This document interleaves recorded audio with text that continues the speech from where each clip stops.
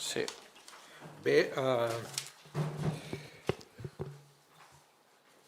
Bé, com vostè sap,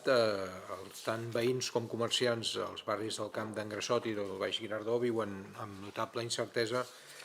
el futur del mercat de l'Estrella, de Nostra Senyora de l'Estrella. S'han donat dades contradictòries, s'han ofert o s'han proposat diverses ubicacions. La pròpia alcaldessa va comunicar en un determinat moment a BTV doncs, la suspensió definitiva d'un trasllat que prèviament estava acordat. Bé, tenim la impressió que en aquests moments han fet un parell de coses que no té massa sentit que els veïns i els paradistes hagin d'aguantar, i jo crec que en general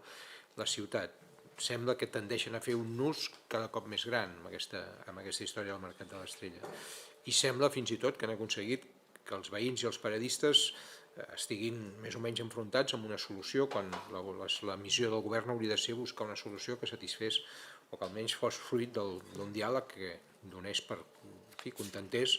en la mesura del possible a totes les parts. Hi ha 60 famílies que viuen del mercat que no saben a on anirà, i hi ha un moviment veïnal que tampoc acaba d'entendre el perquè dels seus canvis de criteri. Ens agradaria, és ben clar el que els proposem, que ens informin d'on anirà instal·lada la carpa provisional del mercat, dels terminis d'execució, de les mesures compensatòries que es posaran en marxa per pal·liar els efectes que ha causat l'endarreriment de trasllat i de les mesures que s'adoptaran perquè l'espai seleccionat torni al seu estat original un cop desmuntada la carpa.